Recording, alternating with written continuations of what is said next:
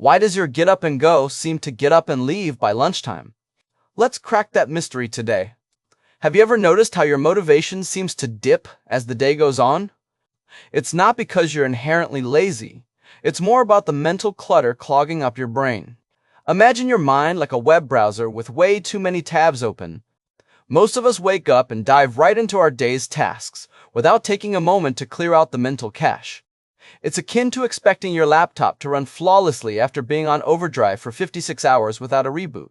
When your brain is crammed full, even the smallest tasks can feel like lifting weights. Now, let's delve into why traditional methods of boosting productivity often miss the mark. They tackle the symptoms of our struggles, not the root cause. The real game changer? Starting with the signal. Your brain doesn't operate on vague intentions, it responds to clear signals. When you spend time in bed scrolling through your phone, you're inadvertently teaching your brain to equate relaxation with rewards. On the other hand, if you open a notebook determinedly, even for just 30 seconds, you're signaling that it's time to focus. The strategy here is to build micro signals that your brain will start associating with work mode. This could be as simple as sitting in a specific chair, playing a certain type of music, or even wearing a designated work hat. The aim isn't to enforce discipline through sheer will, but to condition your brain into a state of flow. However, a common pitfall here is the identity gap. Many people trap themselves in the belief by saying, "I'm just not a disciplined person." This belief then reinforces itself every time they procrastinate or second-guess themselves. Here's the twist. Start acting before you believe. You don't need to feel like a productivity guru to adopt their habits.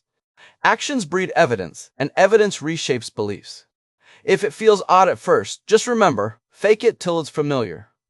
Now, let's talk about setting realistic goals. One of the most transformative mindset shifts is to aim for consistent sevens on your productivity scale. High achievers aren't always running on full cylinders. They excel because they keep moving forward, even on their off days.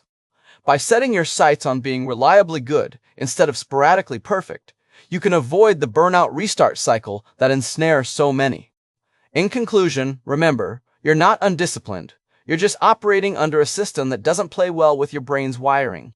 Rewire your approach by setting clear signals, closing the identity gap, and reframing your expectations. Start with these steps. Signal setup. Identify one small action that will serve as your work signal. It could be as simple as sitting at your desk or opening a planner.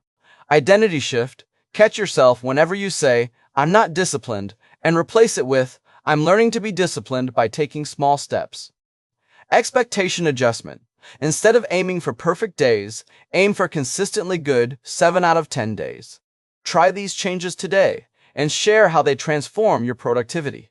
Just remember, even on your worst days, you have the potential to get things done.